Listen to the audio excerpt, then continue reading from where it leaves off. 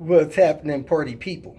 I just wanted to take a little bit of time to thank those of you, especially those that supported me a few months ago financially when things hit the fan for me. I had made some arrangements to take care of the final needs that I would have with Diane, but several people contacted me, said that they wanted to help, they wanted to support me in that. They asked me to set up that GoFundMe page, and man, a lot of people supported me in a great way. And I tell you, it was a relief not having to hustle and bustle and stress out financially about the things I had to take care of. I had an idea of what things would cost. I didn't do the research, do the homework, and I learned that the things that I had financial obligations for was actually double what I expected. I even had a situation where one of Diane's cherished loved ones wanted to come to her final services. I told them that I would help support them in coming to Diane's final services so that they could pay their respects. I found out that I could get them to Cincinnati in a way that I thought was economical. And man, they took a route that was 5 times the cost of what I expected. Heck, it might have been 8 times the cost. Because of your kindness, your generosity, your support, I was able to navigate through those financial decisions without a lot of stress. Again, wanted to thank you all for reaching out. I appreciate your support. And I get people that send random donations, not all the time, but often through PayPal and places like that. And man, really, those donations make a big difference. I had a person send $100 to help me with my backtracking I did the other day going into Oregon. And man, that helped. That little fiasco in California to Oregon, it cost me about $1,800. And people like you that support me through stuff like that and just support me in general helps me make it through those unexpected times and unexpected expenses. So, man, big shout out to you. I pray that you guys are blessed by, more than I can do and more than I've provided through the videos. I pray that you guys have peace in your homes, financial stability in what you do for work or however your finances come in. And just, I pray that you be blessed for blessing me. So I just want to take the time to do that. Hope you guys enjoyed today's video clips, and I'm going to keep bringing them. Thanks for watching. Welcome to Hanging Out with Robert. That's me. This video contains things that I encounter throughout the day. If for some reason I complete a task and you would like to see the details, you could click on the link in the description area below. This video also contains tips and tricks that I learned throughout the years. I plan on leaving this video accessible for about 30 days. After that, you can view it through my Patreon account. Thank you very much for watching. The happiest place on earth. A well-kept salvage yard. Paved roads. Cars on stands. Inventory pretty accurate. Hard to beat. Unfortunately, I didn't bring my work shirt. I got my exercise shirt on, so this thing is probably going to get dirty because I'm not going to drive 45 minutes to correct my wardrobe mistake.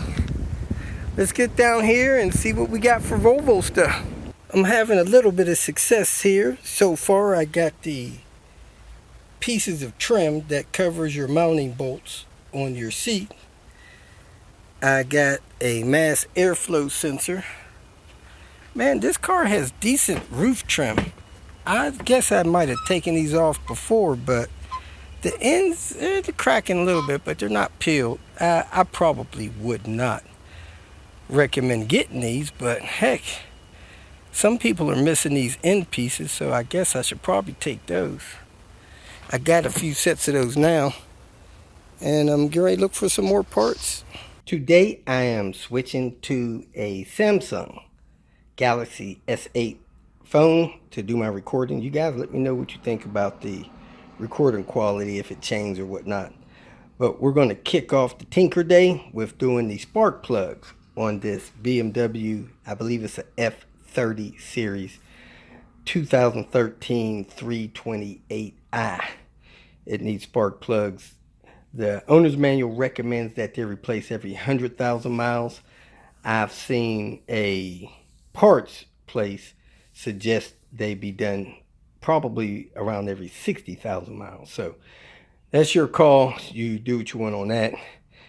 Let's get started. First thing you should know is that the spark plugs are, I believe, iridium plugs.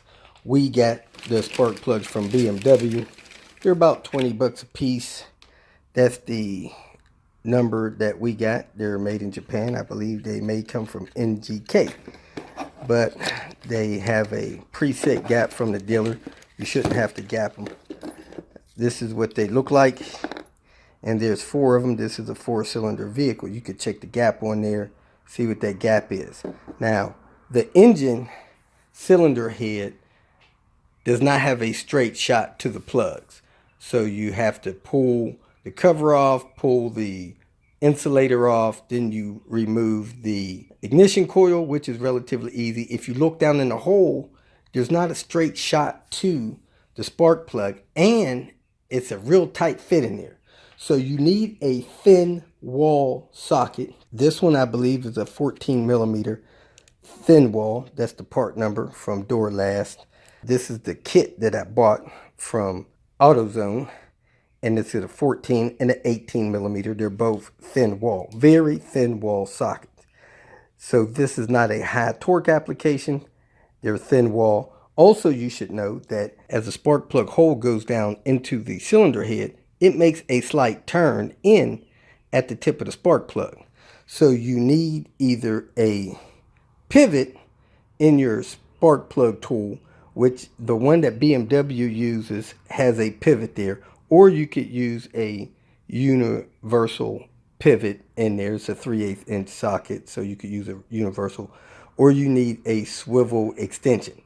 But you can't just go straight on there and get it off. It has to pivot, take a slight turn when it gets down there, and plug onto the top of the spark plug. That's something that you need to know. Also, the back spark plug is under the firewall cowl, so you can either remove all that stuff, or you can manhandle that coil pack off and use just enough extension and spark plug socket to get that spark plug out. It can be taken out without removing that engine cowl stuff, but you are roughhousing it, manhandling it, so that's your choice which way you want to do it. I'm likely going to manhandle it out to show you how it's done with the minimum amount of parts removed.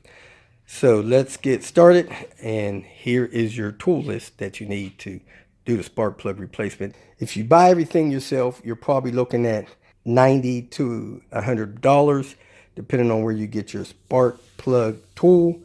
If you take it to the dealer, you could pay anywhere from $375 to $475 to get 4 spark plugs removed and replaced on your F30 series BMW. Kick it off by opening the car, pulling your hood release twice. 1, 2, releases the safety on it. Then you come over here and open your hood. There's probably a catcher release in here somewhere. Oh, nope, it just released and lifts right up. So there it is. The hood is up and released. Now here's your cover, plastic cover. That has 3 tabs in there that secures it on to the engine. You work that up and off of there. Get that out of the way. So you got a tab in this corner, tab here, tab there, and then it unlatches from the back. So here's one of the pins there, a pin here, and a pin here that holds this in place. Then you have your insulation. I believe it just helps quiet it down. You pick this up and massage this out of the way. These tabs right there tuck in to that piece right there and that piece right there. Keeps that engine cover secure. Next thing you want to do is release an ignition coil pack. So to get the ignition coil out, it has a release tab on top of it. It's just a force clip.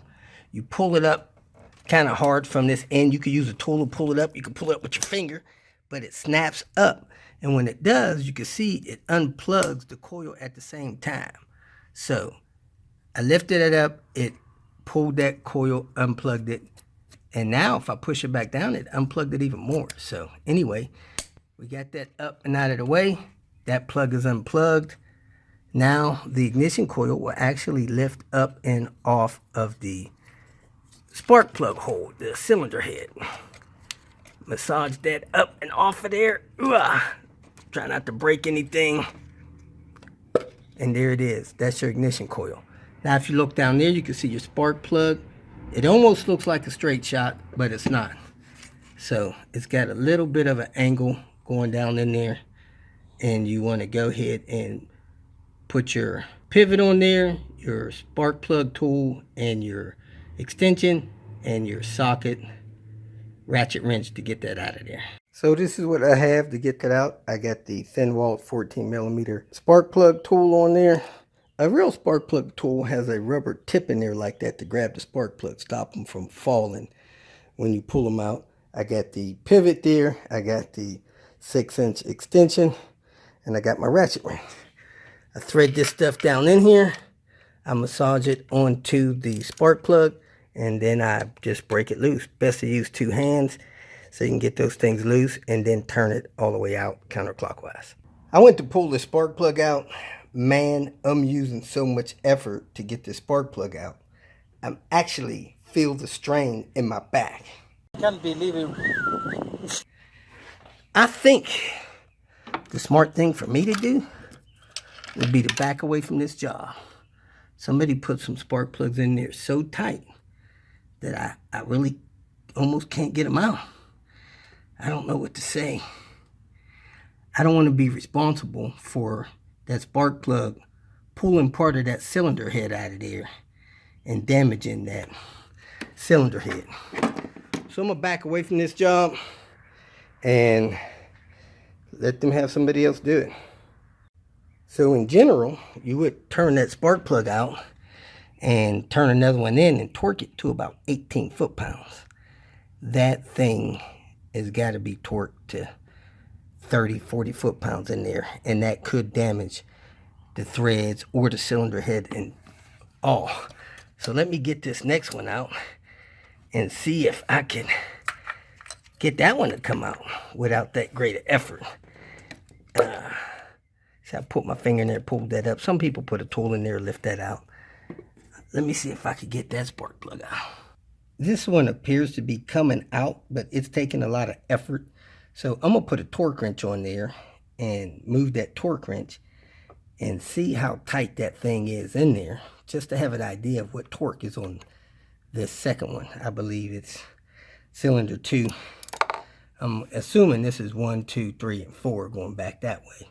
But again, I don't be responsible for damaging this car engine. So I'm going to back away from that, put a torque wrench on there, see how tight that spark plug is.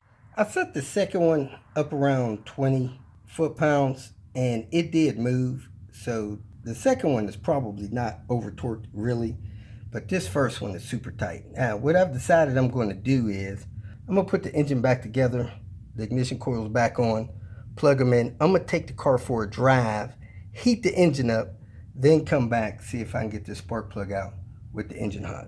I drove the car about 5 minutes until the engine temperature coolant level started to rise. So now I believe, hopefully, this engine is hot enough that it'll let that spark plug come out of there easier. And again, if you want to reach this rear spark plug without muscling it out of there, you have to remove this gasket, remove this cowling here. Looks like somebody's already had this stuff out Looks like several screws are missing from this stuff. It just lifts up and out of the way like that. And then you got this brace that comes off here. So anyway, that's an option you have in getting this stuff off if you don't want to wrestle with muscling it out from under that engine support brace. Yeah, this number 1 cylinder is still way too tight. It actually scares me. I don't want to be the one responsible for that spark plug coming out with some cylinder head on it and damaging the cylinder head. So I'm going to have a talk with them, let them decide how they want to proceed from here, whether we're going to force this thing out and cross our fingers, hope for the best, or if they're going to take it and let BMW or somebody else deal with it. Now, the odds of it being an original spark plug stuck in there that tight is slim. My suspect is somebody put some other kind of spark plugs in there, and those aftermarket spark plugs are just a little off on the thread pitch, or somebody just over tightened the heck out of them, slamming them in there with some kind of electric tool or something. So let me talk to them, see how they want to proceed before I do some damage and be held liable for this. If you feel that this information was useful, please like it and share it with your social media friends. You can subscribe to my channel so that you will get notifications of future videos that I post. You can follow me on Twitter, and if you need to contact me directly, please visit my website. And if you have any questions, leave them below, and someone or myself will reply to them. Again, thank you very much for watching.